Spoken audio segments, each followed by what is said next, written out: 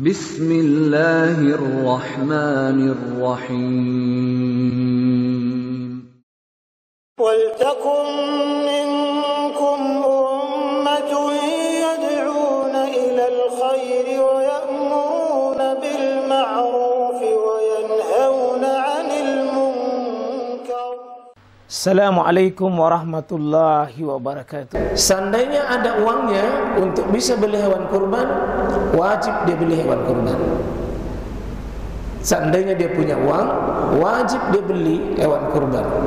Meskipun uangnya itu mau beli ini, tapi kalau dia sudah penuhi kebutuhannya di 4 hari itu, dirinya dan keluarganya, maka dianggap dia memiliki kemampuan 4 hari. 4 hari saja standarnya. Selama dia punya uang, selama 4 hari itu, di luar kebutuhan pokoknya 4 hari dia sudah penuhi, untuk diri dan keluarganya masih ada lebihnya itu uang untuk kebutuhan pokoknya, wajib beli hewan kurban. Nah, kalau Imam Ahmad bin Hanbal sama bisa mendapatkan uang untuk membeli hewan kurban, beliau sama dengan standar Imam Malik, berutang. Tapi dengan catatan bukan cuma sekedar berutang, bisa dia hitung bahwa bisa bayar, bisa dia bayar. Bukan nekat berutang tanpa perhitungan. Contoh Pak, ada yang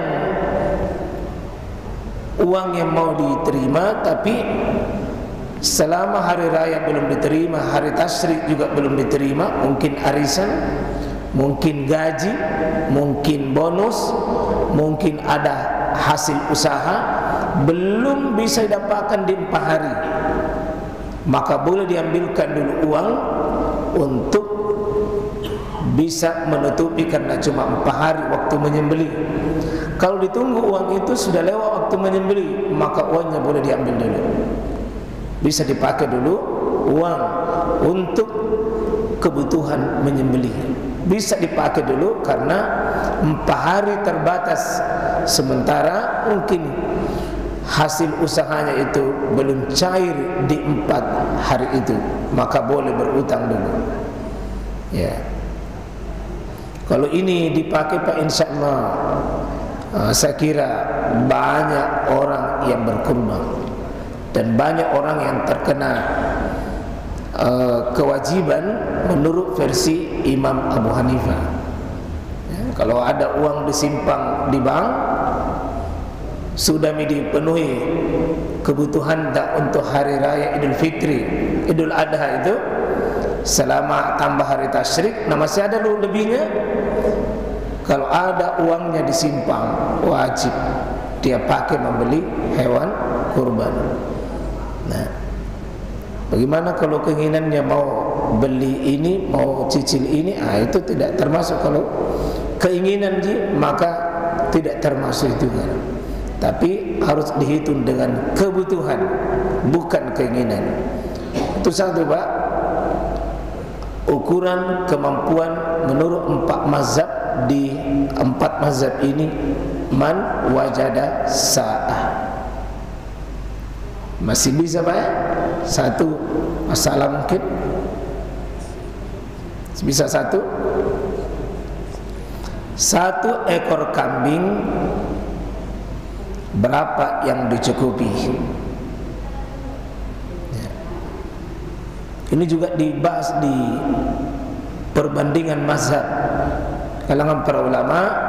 1 ekor kambing itu apakah cukup 1 orang saja, tidak mewakili keluarga, atau 1 ekor kambing itu mewakili juga keluarga?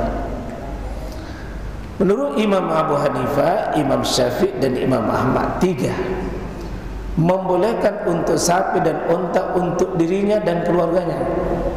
Dirinya dan keluarganya Pak. Untuk unta, sapi itu sudah tercukupi. Ya, di 1 sapi dan unta untuk dirinya dan keluarganya. Sedangkan kambing cukup untuk 1 orang. tidak mewakili keluarga. Itu dikiaskan dengan hewan kurban haji.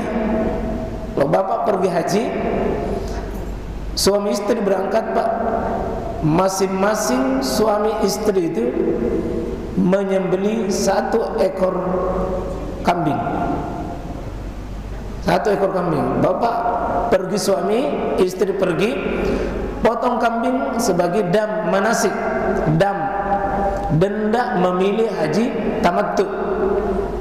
Kalau semua haji tamattu mendahulukan umrah dulu baru haji, itu didenda 1 ekor kambing masing-masing, bukan per keluarga, bukan per keluarga. Dikiaskan oleh Imam Abu Hanifah, Imam Syafi'i dan Imam Ahmad dalam masalah ini bahwa tidak bisa mewakili, tidak bisa mewakili kalau potong kambing. Ini beliau pakai ini. Naharna ma'a Rasulullah sallallahu alaihi wasallam. Ini hadis sahih Imam Muslim. Jabir bin Abdullah, kami menyembelih bersama Nabi SAW itu kurban amal Hudaybiyah, pada tahun Hudaybiyah. Al-badanata an sab'a, untuk onta itu 7 orang dan 7 kepala rumah tangga. Wal bakara, dan untuk sapi itu juga an sab'ah. Jadi onta dan sapi itu 7. Kambing tidak disebutkan di sini. Kambing tidak disebut. Tapi kami berkurban pada tahun 12 bersama Rasulullah SAW, 1 unta untuk 7 orang dan 1 sapi untuk 7 orang. Dimaksud 7 orang di sini adalah 7 kepala rumah tangga terwakili. Ini riwayat Muslim dari sahabat mulia Jabir. Ya, itu dipakai. Nah, jadi 3 tadi imam, Abu Hanifah, Imam Syafi'i, Imam Ahmad. Kalau Imam Malik tidak pak.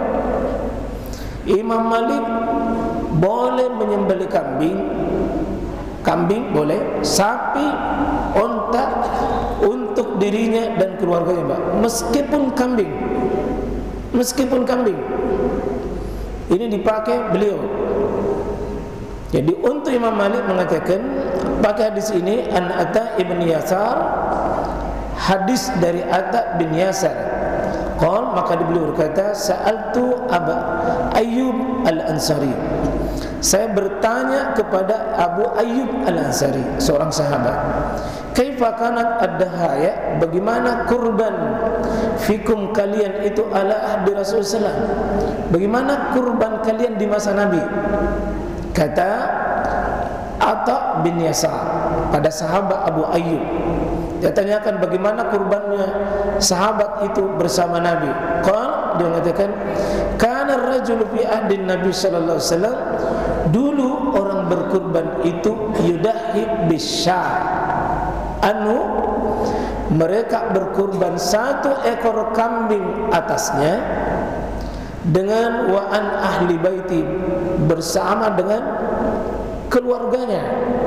Jadi rupanya kalau menurut hadis ini, praktek Nabi diizinkan sahabat 1 ekor kambing itu mewakili juga keluarga, mewakili keluarga.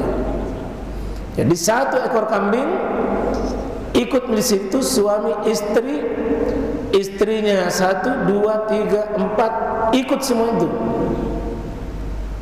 Anaknya kalau 3 istrinya misalnya masing-masing 5 ya, 15 ikut semua. Fayakulun, mereka memakannya, wa yutaimun, mereka kasih makan. Jadi intinya Mbak, kurban itu 2, makan dan kasih makan, makan kasih makan. Summa tabahan nas, dan kemudian manusia bergembira.